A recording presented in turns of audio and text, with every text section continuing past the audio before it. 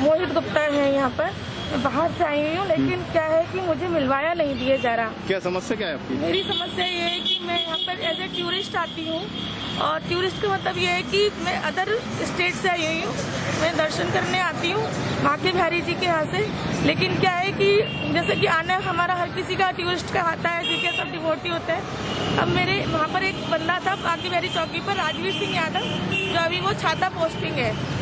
और उस छाता पोस्टिंग पे जब मैं यहाँ पर अभी मैंने इनको बोला अपनी समस्या रखी है, तो कोई मेरी सुनने के लिए तैयार नहीं बैठा है। और मुझसे ये कह दिया गया है कि हाँ हम देख लेंगे, हम जांच कर लेंगे, लेकिन मेरी समस्या नहीं सुनी गई है। आप कहाँ से आए हो? मैं बाहर से हूँ, राजस्थान से। कौन से डिस्ट्रिक्ट से? डिस्ट्रिक्ट तो मेरा बस मैंने राजस्थान से बता दिया, डिस्ट्रिक्ट नहीं बता सकती, सॉरी। क्या मामला क्या? दरोगा संपर्क में कैसे आई आप? दरोगा जी ऐसा था कि माँ की बिहारी चौकी पर थे, और उनसे उन्होंने मुझे आगे से चल के दोस्ती का ऑफर दिया था। मैंने उनसे मना भी किया था कि मैं इस तरीके से बात नहीं करती हूँ किसी से, लेकिन फिर भी उन्होंने आगे चल के दर्शन वर्शन करवाते हैं VIP तरीके से, जैसे और दर्शक टूरिस्ट आते हैं वो दर्शन करते। तो ऐसे मैंने भी कहा कि मेरी दर्शन मेरे को उन्होंने बोला कि हम आपको दर्शन करवा देते हैं VIP कोटे से। तो उन्होंने हमें दर्शन वर्शन करवाया, तो उसी से हमारी आगे से दोस्ती बढ़ी थी। उन्होंने आगे से चल के मुझे दोस्ती का ऑफर दिया था, और उन्होंने मुझे ये नहीं बोला था कि मैं मैरिड हूँ, शादीशुदा हूँ। इसी तरीके से हमारा रिलेशनशिप बढ़ा, क्योंकि इससे पहले मैंने पूछ चुकी थी कि आप मैरिड हैं या अनमैरिड हैं। तो उन्होंने बोला मैं अनमैरिड हूँ। अब जब है ना मैं यहाँ पर उनसे मेरी वार्तालाप होती रही, फोन पे वार्तालाप होती रही, हम लोग मिलते रहे, हम रिलेशनशिप में रहे, हमारा रिलेशनशिप चलता रहा। उसके बाद में इन्होंने एक दिन मुझे पता चला कि शादीशुदा है, यहाँ तक कि मैं इनके से मिलती रही हूँ, ये मुझे लेने तक आते थे, हम एक जगह रुकते थे। उसके बाद में अचानक से मैंने इनको बोला कि आप मेरे से बात क्यों नहीं कर रहे हो, क्या कारण है। एक दिन मुझे दिसंबर में आई तो मुझे पता चला कि ये आदमी मैरिड है। इसके फोन में मुझे इसकी 20 बच्चों की फोटो दिखाई दी। तो मैंने पूछा ये लोग कौन है, तो ये लोग कहते हैं ये ना मेरे मतलब इसने बोला कि ये ना ये मेरी वाइफ है और मेरे बच्चे। मैंने कहा तो तुमने मुझे पहले क्यों नहीं बताया? तो इसने बोला कि मेरी बीवी बीमार चल रही है, उसका इलाज चल रहा है और उसका पता नहीं कब क्या हो जाए, तो मैं शादी के लिए लड़की ढूंढ रहा हूँ। कितने महीनों से आपके साथ में रहते हो? ये मेरे को वैसे तो साल भर से है हमारा रिलेशनशिप। आपने कहाँ घूमे, कहाँ रहे हो? हम लोग है ना आगरा गए थे, अजमेर गए थे, और अपना ये मथुरा है यहाँ पर रुके थे। अपने होटल्स हैं यहाँ मथुरा के अंदर मुझे रोके थे, यहाँ तक कि इन्होंने अपने थाना छाता के क्वार्टर के अंदर तक मुझे रोका है। आपके फिजिकल बुलाकर आपको मथुरा किस जगह आपने क्वार्टर में लेके जाते? क्वार्टर में छाता के थाने क्वार्टर में। थाने में आपने एसओ से शिकायत करी? हाँ मैंने एसओ से शिकायत की।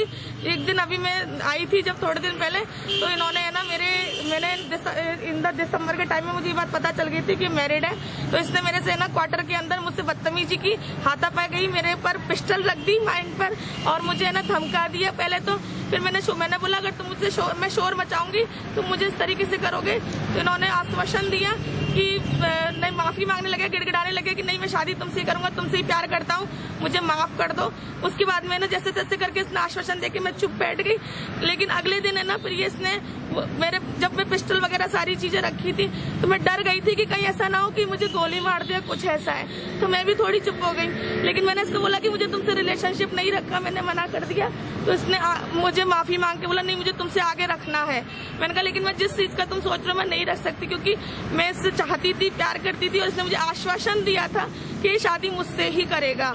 तो मैंने कहा चलो कोई दिक्कत नहीं है। अब जब दिसंबर की बात आई तो इसने मेरे से दिसंबर में इस तरीके की हरकतें की और है ना 26 तारीख को ये मुझे अजमेर में भी छोड़ गया था बीच रास्ते में हाईवे पर, और वही हरकत इसने अब की बार भी यही किया। इसने मुझे थाने में छाते पे बुलाया, अभी थोड़े दिन पहले छाते में बुलाकर थाने के अंदर बोला कि तुम आ जाओ। मैंने बोला कि चलो ठीक है, तुम अभी तो बात नहीं कर रहे, अब बात करो। मैं इसके थाना छाते में दोपहर में गई।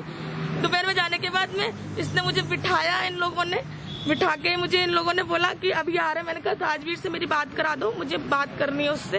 तो उन्होंने मेरी बात नहीं करवाई और बोले देहात में गए हैं। क्या रिवॉल्वर की नोक पे कभी आपसे रिलेशन बनाया उन्होंने? क्या रिवॉल्वर दिखाकर रिलेशन भी बनाया कभी? हो ना, बता तो रही हूँ आपको कि पिस्टल दिखा दी ना उस दिन उन्होंने मेरे से। मैंने जब बोला कि तुमने शादीशुदा हो, तुमने मुझे झूठ क्यों बोला। जब मैं इनके आई तो इन्होंने इन्होंने मेरे साथ में ना इनके थाने वालों ने पूरे दरोगाओं ने मिलकर मुझे घेर लिया। रात के टाइम मुझे वेट कराते रहे कि अभी आ रहे अभी आ रहे, उन्होंने आने नहीं दिया और मेरे को वेट करा के रात भर कम से कम 12 बज गए। मैंने डर गई थी कि अब मुझे यहाँ से जाना चाहिए, मुझे बीच में कुछ रह गया है, बीच में रह गया मेन इम्पोर्टेंट चीज तो रह गई। मैडम अब तुम एक द्वारा ले लियो, फिर जब मैडम बताइए क्या नाम है आपका सबसे पहले और ये बात की क्या बात है, घटनाक्रम पहले हुआ? मुझे अपनी बात पूरी कर लेने दीजिए। मैं अभी थाना छाते पर गई थी तो इन्होंने आगे से चल के दे चुकी हूँ। जी बता दीजिए। देखिए ऐसा है कि मैं अब है ना थाना छाते पर गई थी थोड़े दिन पहले। इसने आगे से चल के मुझे अभी बुलाया था अभी, और आगे से चल के बिठा के रखा दोपहर में इन लोगों ने। मैंने पूछा राजवीर जी से मुझे बात करनी है, तो सब कांस्टेबल दरोगा सब लोग मिलके आ गए। बोले अभी वो नहीं है थाना, वो देहात में गए हुए हैं। जब मैं देहात में मैं बैठ के वेट किया उनका थाने के अंदर, इन्होंने मुझे वेट कराते रहे। शाम हो गई, मैंने कहा मुझे जल्दी मुझे यहाँ से जाना है, मुझे बात करके निकलना है। तो इन्होंने मुझे वेट कराते रहे। फिर बोले टायर पंचर हो गया, कभी कोई बहाना कभी कोई बहाना। राजवीर को मेरे सामने आने नहीं दिया। उसके बाद में जब मैं रात हो गई ज्यादा 12-25 हो गए, तो इसमें वीरपाल नाम का कांस्टेबल, चंद्रभान, अरविंद दरोगा और है ना इसमें धर्मेंद्र करके कोई कोशिका है, और भी बहुत सारे दरोगे थे, जिनमें से है ना उन लोगों ने पहले मुझे बिठा के रखा, जबकि मुझे वहां से जाना था। रात हो चुकी थी। थाने के क्वार्टर के अंदर, राजवीर के क्वार्टर के अंदर रूम के अंदर उसकी फोटो भी मेरे पास में है, उसके सारे प्रूफ मेरे पास में है, रिकॉर्डिंग्स मेरे पास में है। यहाँ तक कि मैंने उसको फोन करने की कोशिश की, राजवीर को फोन लगाया कि तुम मुझसे बात करने को, तो मेरा फोन नहीं उठाए। महीनों तो आरोप क्या है आपका राजवीर पर? आरोप क्या है? आरोप बताइए। कितने समय से 5 महीने 5 महीने लगातार झांसा दिया था उसने मुझे विश्वास दिलाया, झांसा देता रहा कि मैं तो हमारी ये था कि है ना शादी मुझसे ही करेगा। और पहले अनमैरिड था और अब ये कहता है मैं मैरिड हूँ, मेरे 2 बच्चे हैं। अब क्या मांगे आपकी, क्या चाहती हैं? अभी मेरी ये भी कहना चाहती हूँ मैं कि इन्होंने थाना छाते के अंदर सभी दरोगा ने मिलकर रात को 1:30 बजे के करीब एक गाड़ी बुलाई और मेरे साथ मार पिटाई की, हाथापाई की। सारे दरोगे मिलकर इकट्ठे हो गए और मैं अकेली लड़की वहाँ लड़ती रही। वहाँ पर 5-6 महिलाएं थी। कौन से थाने का मामला है ये छाता थाने जो कोसी से पहले पड़ता है। 5-6 महिला थी, जिसमें राजवीर की बीवी थी और उसका एक बच्चा भी था। 2 दरोगे होते, एक सोनू नाम का भी एक आदमी था जो इसके राजवीर का लिख पढ़ कर काम करता है। मैं इसके संपर्क में साल भर पहले आई थी, लेकिन जो मेन था हमारा अगस्त से हुआ था रिलेशनशिप। आपकी मांग मेरी मांग ये है कि मैं राजवीर के खिलाफ कार्रवाई करना चाहती हूँ, जिसने मेरे से बोला है कि मेरा पुलिस प्रश्न, यहाँ तक कि मैंने एसओ को भी इन्फॉर्म की, गाड़ी लेकर आए और गाड़ी लेकर मुझे जबरदस्ती हाथापाई मार पिटाई करके मुझे गाड़ी में पटक दिया और मुझे पता नहीं बीच रास्ते में कहाँ छोड़ दिया, मुझे नहीं मालूम। मैंने मेरी शिकायत आपने आलात करी है? हाँ, मैंने इसकी शिकायत एसएसपी में की है। अभी उन्होंने लेकिन मुझे कोई संतुष्ट जवाब नहीं दिया, यहाँ तक क्योंकि उन्होंने पहले से इन्फॉर्म कर दिया था और मेरे पर ये आरोप लगा रहे थे कि मैं रात को 12 बजे, जबकि मैं दोपहर से आई हुई हूँ और 12 बजे तक मुझे जबरदस्ती लोगों ने बिठाया। दरोगा लोगों ने मेरे साथ हाथापाई की है। सब दरोगाओं ने मिलकर घेर कर मुझे अकेली लड़की से बदतमीजी की और राजवीर ने भी इसमें शामिल था। सब लोग इसमें शामिल थे। धन्यवाद। ठीक है।